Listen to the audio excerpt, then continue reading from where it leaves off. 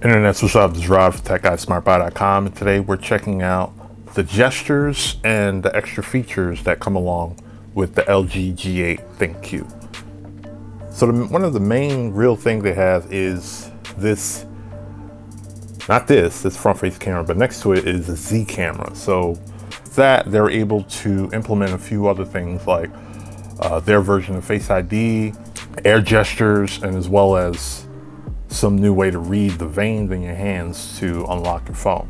This is, something different, something that hasn't been done before, and it's Gen 1 tech. So with Gen 1 tech, you kind of, well, for me, you kind of got to expect some quirks, but then you got to have the, kind of the vision to see where it goes, because not everybody's going to knock it out the park first try, especially if they're the first out the bat. First and foremost, you have LG's take on Face ID. It's actually pretty fast, as well as unlocking. You can lock it straight from the lock screen.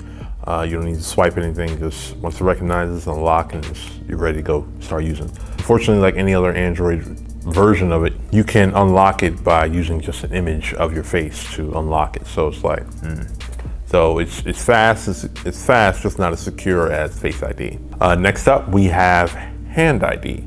So Hand ID is using the same cameras to track the veins in your hand to make a more secure way of unlocking your phone. So with Hand ID and the air motion, which we'll get to in a bit, you have to be super precise because you have basically a limited range of a sweet spot of sorts of where the sensors can recognize it. You just hold your hand up to the right spot, it will unlock it. So like I said, you just gotta find that sweet spot and finding how to get it to work properly. And last but not least, air motion. How it works is that you're in a app or whatever, or you're on a home screen, and you hold your hand up, and you'll see the bar like going left and right, and then you pull your hand back a bit, and that should activate it, and then you'll be able to swipe one way for one app, swipe another way for another app, or as well as just hold your hand in like a claw like motion, and then like turn the volume up and down. Of course, you would go in your settings and you would, set which apps you wanted to open. When you find that sweet spot, like I said before, it works like it's supposed to.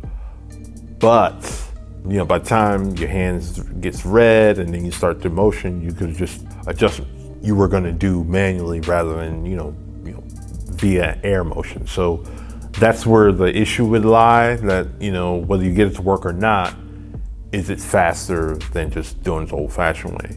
So I think that's where LG will definitely lose some people as far as, is that a feature you guys are looking forward to? Most people probably wouldn't really care for it.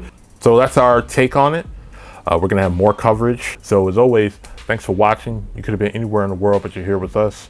We appreciate you for doing so, and see you next video. Peace.